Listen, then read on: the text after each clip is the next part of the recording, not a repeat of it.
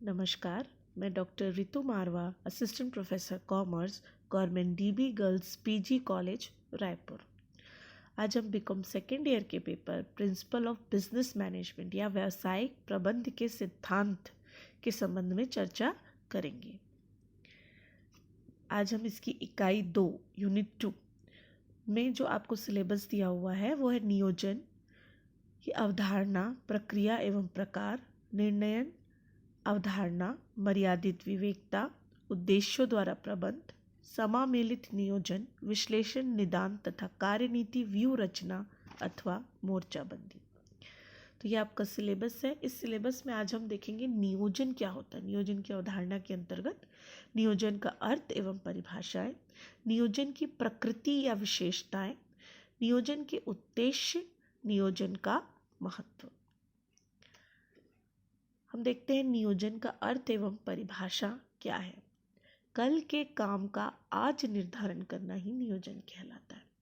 नियोजन किसी कार्य को करने से पूर्व सोच विचार करने की बौद्धिक प्रक्रिया है। जैसा कि हम सभी जानते हैं, प्लानिंग का अर्थ होता है कि हम क्या करना चाहते हैं, कैसे करना चाहते हैं, उसके बारे में पहले से ही हम सोच विचार कर लें।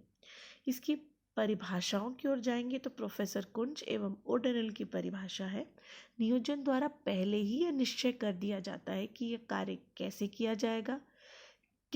जाएगा, कब किया जाएगा तथा इसे कौन करेगा। हम जिस स्थान पर पहुंचना चाहते हैं उसके बीच की खाई को पाटने का कार्य नियोजन द्वारा किया जाता है। यदि हम सरल अर्थों में समझने की कोशिश करेंगे तो भविष्य का आकलन करना तथा वांछित उद्देश्यों या लक्ष्यों का निर्धारण करना नियोजन कहलाता है। इसके अलावा भावी अनिश्चितताओं का पूर्वानुमान करके लक्ष्यों की प्राप्ति हेतु संभावित विकल्प या मार्ग को खोजा जाना भी नियोजन है। इस विकल्पों में से न्यूनतम जोखिम वाले जो विकल्प हैं उसका चुनाव किया जाता है, जिसे कि हम कहते हैं सर्वोत्तम विकल्प, और फिर उस सर्वोत्तम विकल्प के अनुसार कदम उठाने के लिए आवश्यक नीतियां, कार्यविधियां तथा कार्यक्रम तैयार किए जाते हैं। हम देखेंगे कि नियोजन की प्रकृति या विशेषताएं क्या है।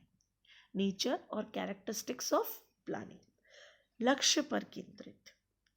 नियोजन के लिए उद्देश्यों का निर्धारण बहुत अधिक महत्वपूर्ण होता है।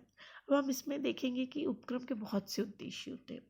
इसमें जो सबसे महत्वपूर्ण उद्देश्य होते हैं उनको सम्मुख रखा जाता है और उन उद्देश्यों पर ही ध्यान केंद्रित करके हम आगे की क्रियाओं का संपादन करते हैं। भावी अनिश्चितताओं का पूर्वानुमान। हम जानते हैं कि जो नियोजन है वो भविष्य में झांकने का प्रयास करता है, जिससे हमें यह पता चलता है कि निर्धारित लक्ष्यों को प्राप्त करने में कौन सी कठिनाइयां आ सकती हैं, किस प्रकार की अनिश्चितताएं उत्पन्न होंगी और उनका हम किस प्रकार से निवारण कर पाएंगे। सर्वोत्तम विकल्प का चुनाव। निर्धारित लक्ष्यों को प्राप्त करने में जो भी कठिनाइयां आएंगी उसको ध्यान में रखकर समाधान सोचा जाता है। अब उस समाधान के बहुत से विकल्प हो सकते हैं, बहुत सी ऐसी उपाय हो सकते हैं जिन पर हम विचार कर सकते हैं, परंतु उनमें सर्वोत्तम विकल्प का चुनाव किया जाता है। सर्वव्यापकता। नियोजन जो है प्रबंध के सभी स्तरों में पाया जाता है। नियोजन का कार्य संपूर्ण उपक्रम के लिए बनाया जाता है और उपक्रम के सभी विभागों के लिए बनाया जाता है। कभी कभी हम यह सोचने लग जाते हैं कि नियोजन का कार्य करना जो है वो उच्च प्रबंध का कार्य है, परंतु यदि हम ध्यान देंगे तो उपक्रम में सभी स्तरों पर नियोजन का कार्य किया जाता है। अपितु जो उच्च प्रबंधन है वो बाह्य वातावरण से उपक्रम का संबंध स्थापित करते हैं, जबकि निचले स्तर का जो प्रबंध है वह आंतरिक नियोजन पर अपना ध्यान केंद्रित रखता है। समन्वय, कोऑर्डिनेशन। नियोजन का जो कार्य है उपक्रम के स्तर और विभागीय स्तर पर होता है। यदि इन दोनों के बीच में आपसी तालमेल नहीं होगा, समन्वय नहीं होगा, तो योजनाएं जो होंगी अधिक प्रभावी नहीं हो पाएंगी। लोच, फ्लेक्सिबिलिटी। योजनाएं जो है इस प्रकार बनाई जानी चाहिए कि उनमें पर्याप्त लोच बनी रहे। हम देखते हैं जो योजनाएं बनाई जाती है वो आगामी 2 या 3 वर्षों के लिए बनाई जाती है। यदि उस समय में कुछ परिवर्तन आ जाए, परिस्थितियां जो हैं वो निरंतर बदलती रहती हैं, यदि उनमें किसी प्रकार का कोई बदलाव आता है तो उसके अकॉर्डिंग हमारी जो योजनाएं हैं उनमें भी पर्याप्त संशोधन संभव हो। साधनों की सीमितता। नियोजन के जो लक्ष्य और उद्देश्य होते हैं वह संसाधनों को ध्यान में रखकर बनाए जाते हैं और उन्हीं के अनुसार ही नीतियाँ और कार्यविधियाँ बनाई जाती हैं। तो विभिन्न प्रकार के जो लक्ष्य होते हैं उनकी ओर ध्यान केंद्रित करते समय हम उपक्रम के साधनों की सीमितता पर भी ध्यान लगाना आवश्यक है। नियोजन प्रबंध का प्राथमिक कार्य है।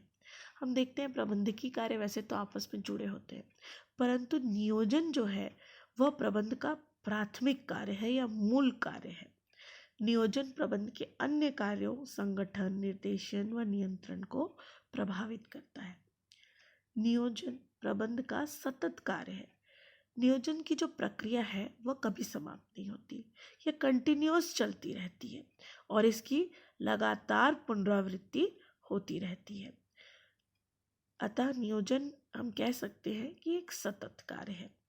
नियोजन नियंत्रण से पूर्व की स्थिति। एक उपक्रम में नियंत्रण रखने के लिए नियोजन आवश्यक होता है। नियोजन हम देखें तो नियंत्रण को बहुत अधिक प्रभावित करता है, क्योंकि यह प्रबंध के सभी कार्यों को प्रभावित करता है, परंतु नियंत्रण का कार्य जो है वो नियोजन के बिना संभव ही नहीं है।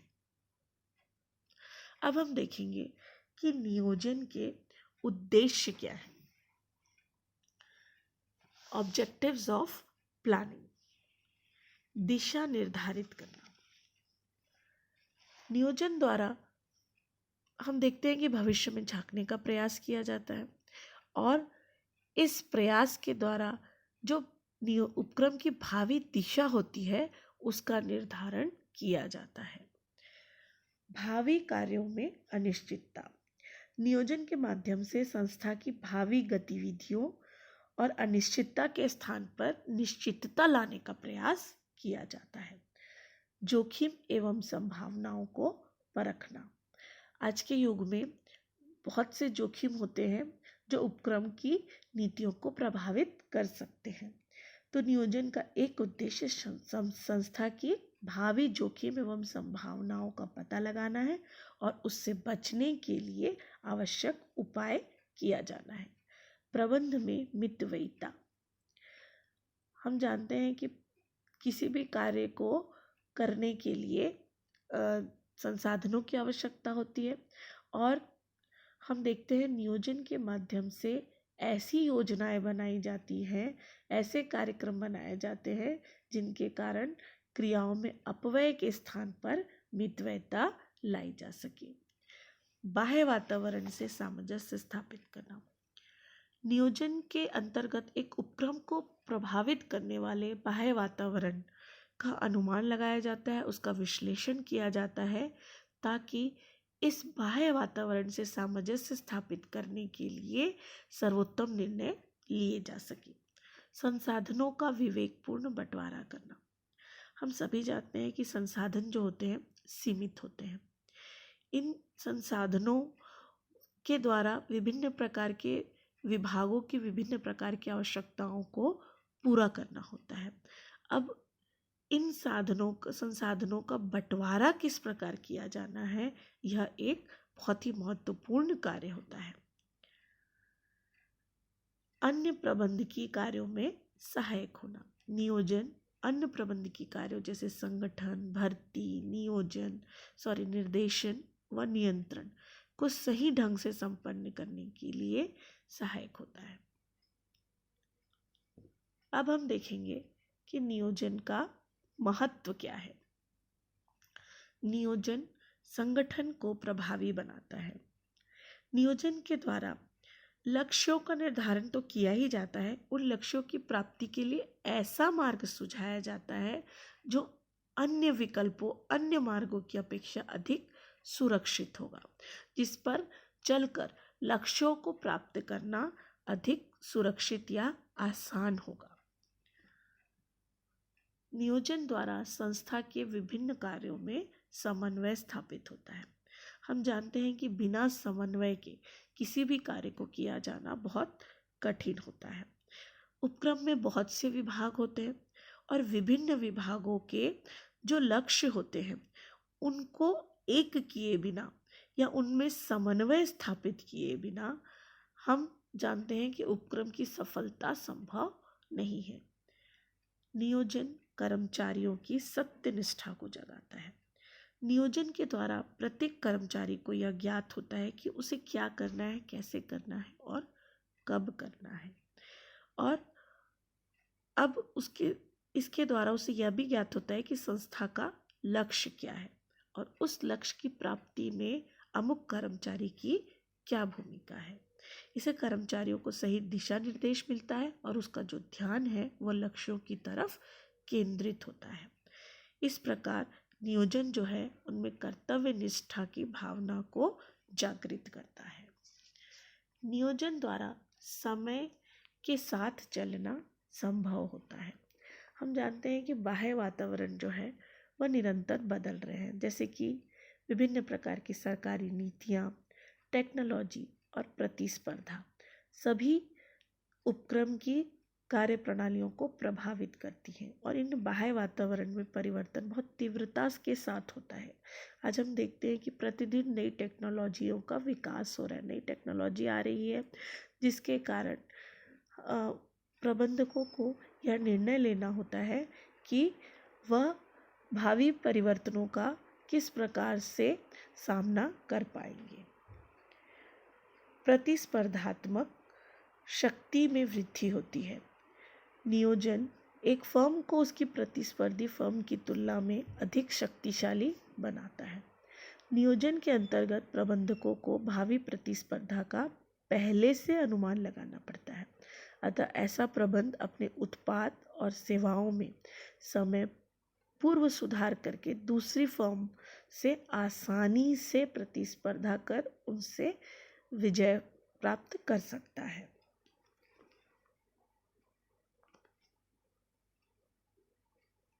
साधनों का सदुपयोग संभव हो पाता है।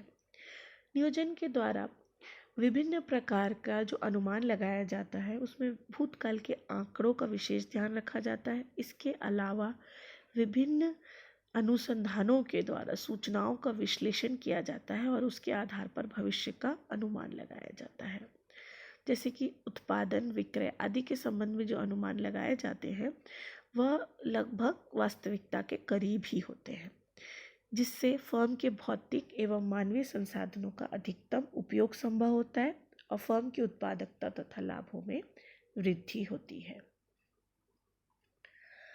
नियोजन प्रबंध के अन्य कार्यों के संपादन में योगदान देता है।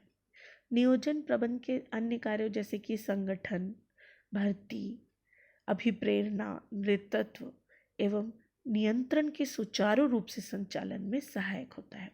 यदि हम देखें तो नियोजन और नियंत्रण को तो एक ही सिक्के के दो पहलू माना जाता है।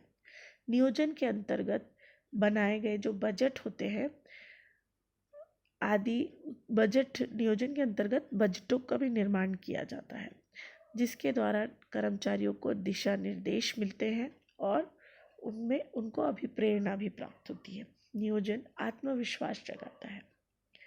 हम देखते हैं कि आज का युग जो है वो परिवर्तनशील युग है और इसके परिवर्तनों को समायोजित कर अपनी योजनाओं को समायोजित करना जो है बहुत कठिन कार्य होता है, परंतु नियोजन के माध्यम से यह कार्य सरल हो जाता है, क्योंकि नियोजन करते समय लोच का पर्याप्त ध्यान रखा जाता है, जिससे प्रबंध जो होता है वह भावी आकस्मिकताओं का साहस और आत्मविश्वास के साथ सामना कर सकता है।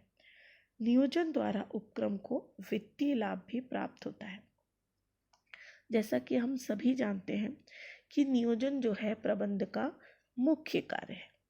नियोजन के द्वारा भावी अनिश्चितताओं का पता लगाया जाता है, सर्वोत्तम मार्ग का चुनाव किया जाता है जिसके द्वारा लक्ष्यों को प्राप्त किया जा सके। यदि इनका अनुमान सही लगाया जाए, भावी योजनाओं का क्रियान्वयन सही तरीके से किया जाए तो उपक्रम के वित्तीय लाभों में भी वृद्धि संभव है। नियोजन लघु उपक्रमों के लिए भी उपयोगी है।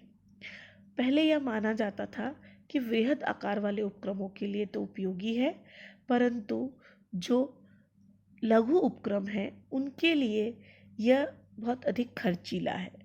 परंतु विभिन्न प्रकार के शोध कार्य जो हुए हैं उनके द्वारा यह सिद्ध हो चुका है कि नियोजन लघु उपक्रमों के लिए भी उपयोगी होता है। अब इससे आगे के जो बिंदु हैं जैसे कि निर्णयन और उद्देश्यों द्वारा प्रबंध, इनकी चर्चा हम आगे वीडियो के माध्यम से करेंगे। धन्यवाद।